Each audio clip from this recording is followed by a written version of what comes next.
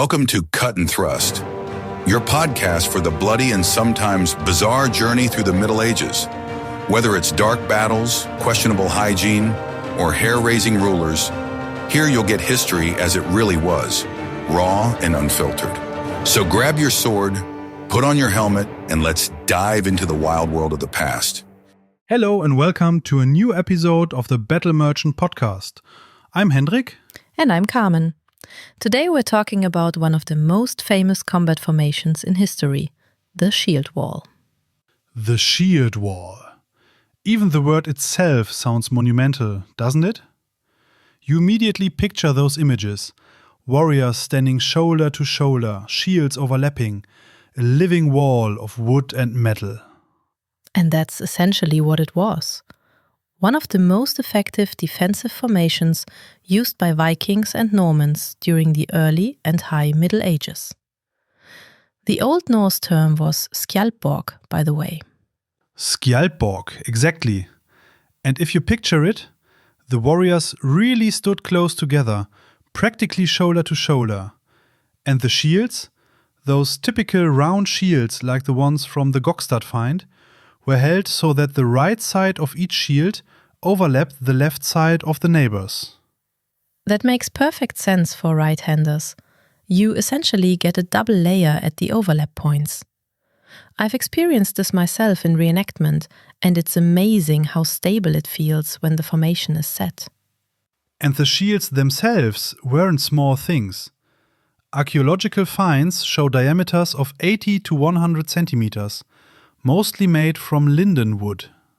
Linden wood was ideal, light enough to hold the shield for hours, yet it absorbs blows well. Probably 3 to 4 kilos per shield. That doesn't sound like much at first, but after half an hour in the wall, you feel every single gram.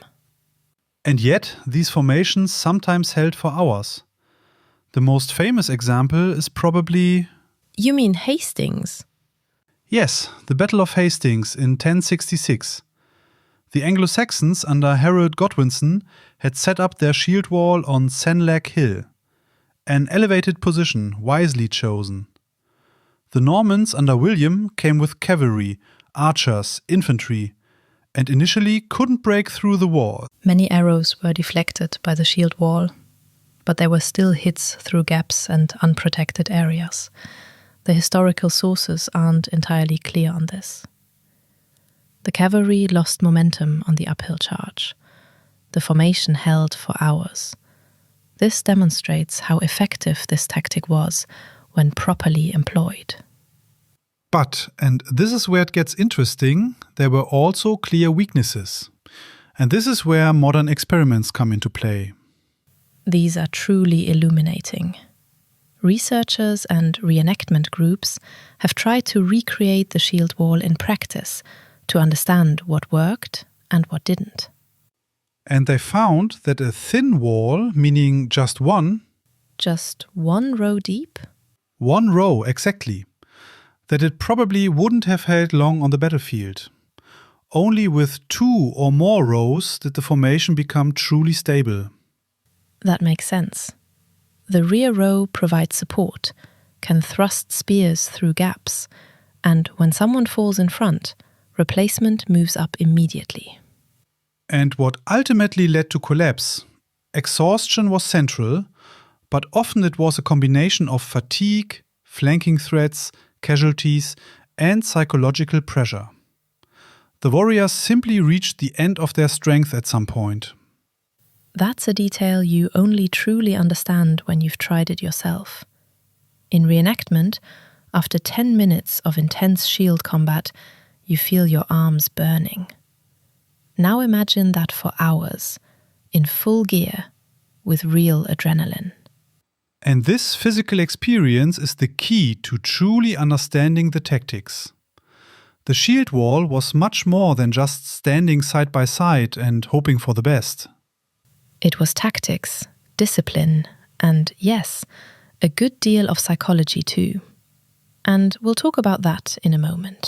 What makes these experiments so fascinating is the question of why. Sure, a thin shield wall doesn't hold, But why exactly does depth make such a difference? This is where it gets technical. When you only have one row, you bear the entire weight of the battle alone. Every blow against your shield, every thrust, it goes directly into your arms, your shoulders. But with a second row behind you, something crucial happens. They push against you from behind. So not just moral support, but literally physical pressure. Physical pressure that stabilizes you. You're not pushed back as easily. And the rear row can thrust spears over the shoulders of those in front. You suddenly have more weapons pointing forward without the formation losing its density. Plus, when someone in front falls or is exhausted, someone immediately moves up. The wall essentially regenerates itself. And here's a detail that's often overlooked. The shield boss. That hemispherical metal dome in the center of the shield. Made of iron, bronze is more associated with the migration period, so centuries earlier. It not only protects the hand behind it, but structurally reinforces the entire shield. When blows hit the center, the boss distributes the impact. And in the shield wall, it's what allows the shields to truly overlap closely. In reenactment, there's often the idea that the bosses sort of interlock. Whether that was historically accurate, we don't know for certain, but it makes the line more stable than loosely arranged boards. In reenactment, you notice it immediately. With a shield without a proper boss, the formation feels wobbly. Unstable. The boss is the heart of it. But, and this is the real insight from the experiments, even with perfect equipment and optimal depth, there was still one factor that dominated everything. Exhaustion. Exhaustion. And this isn't trivial. In the tests, they measured how long formations could maintain their structure. The thin wall collapsed after minutes. The deeper one held significantly longer, but it too eventually collapsed. Not because the tactics failed, but because the people were finished. That's the crucial point. Imagine, you're holding a shield weighing 3-4 kilos, with your arm bent close to your body hour after hour. Add the armor, the helmet, the tension. The experiments showed that it wasn't the enemy attack that broke shield walls. It was the body giving up. This also explains why historical sources often mention pauses. Both sides would withdraw, catch their breath, and then continue. This wasn't courtesy, it was physical necessity. And then there's the problem with the... You're talking about flanking. The deeper the formation, the more men stand in the center. But the flanks, the ends of the wall, don't automatically become stronger. On the contrary, if the enemy attacks from the side, they can bypass all that depth. That's why terrain selection was so critical. Commanders sought positions where natural obstacles protected the flanks. A swamp on one side, a steep slope on the other. In reenactment, we sometimes simulate this with marked zones. And even there, you notice how vulnerable these points are. A breakthrough on the flank, and the entire formation falls apart. So it was always a trade-off. More depth for stability, but greater danger on the sides. The perfect shield wall didn't exist. Only the best possible one for each situation. And that's what I find truly enlightening about these experiments. They make clear that this wasn't a wonder weapon. The shield wall worked because people kept it alive through discipline, endurance, and smart planning. The best formation is useless if you deploy it in the wrong place. Commanders knew this. Terrain selection could be decisive, sometimes more important than you think, but still just one factor alongside troop strength, quality, and leadership. That sounds logical. But how exactly did it work? You couldn't always choose where to fight. Not always, but often enough. Experienced commanders deliberately sought positions that minimized their weaknesses. A hill, for example. It offers several advantages. Better visibility, obviously. You can see what the enemy is doing, where they're gathering. And you force them to attack uphill. That sounds minor, but imagine. You're carrying weapons, a shield, maybe chainmail. Now you're also running uphill against a line of shields pressing down on you. That's exhausting before the actual fight even begins. At Hastings, that was exactly the situation. The Anglo-Saxons on the hill, the Normans had to charge upward. And they spent hours trying to break through that shield wall.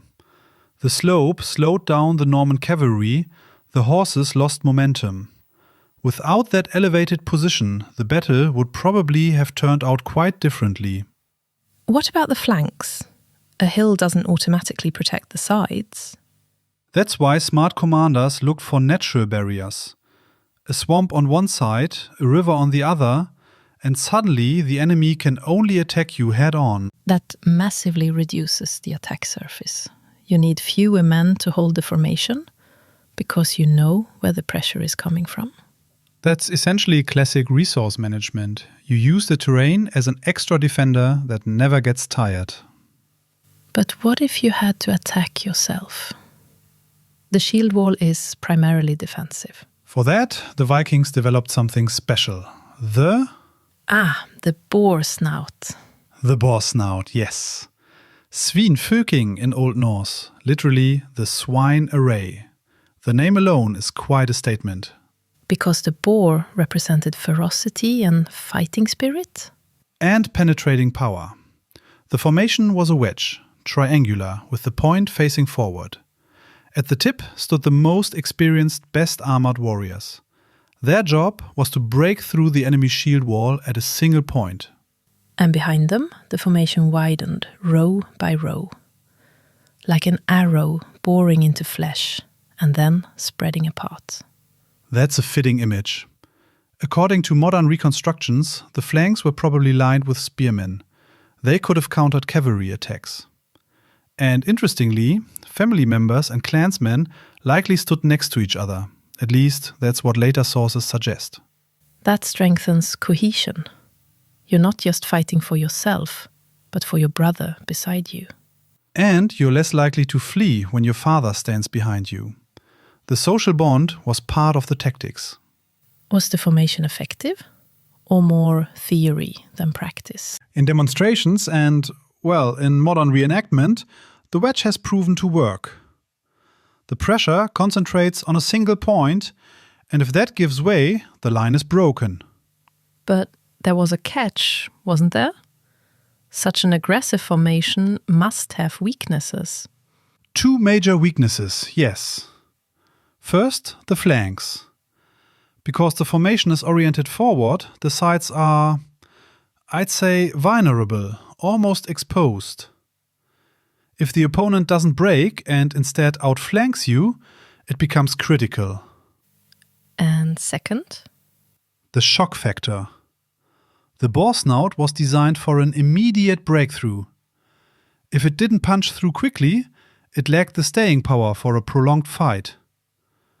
The formation was an all-or-nothing maneuver.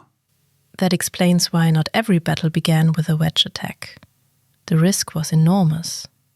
Interestingly, the invention of the Svinfylking was attributed to the god Odin in the sagas. That shows how highly regarded this tactic was. Of divine origin, essentially. A divine tool for breaking through. That fits the Viking mentality. When we talk about shields, most people think of protection first, but that's only part of the story. In the early Middle Ages, a shield was so much more. It was a statement. You mean the painting? The painting, the shape, the symbols. Shields could express status and belonging. Whether they were regularly present at feasts and gatherings isn't well documented, but they were definitely part of one's identity, a sign of clan and status.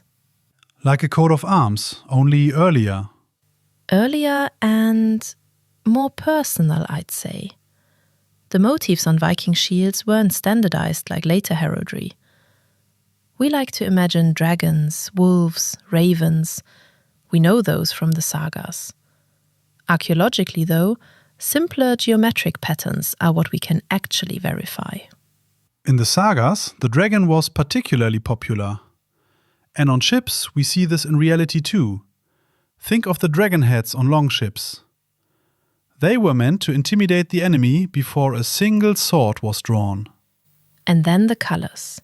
The famous Gokstad shields, around 900 AD, were yellow and black, so actually not red. This is one of the few concrete archaeological pieces of evidence we have for shield colors, by the way. But the effect was clear. This was psychological warfare. And now, a quick word from our sponsor. Feeling curious?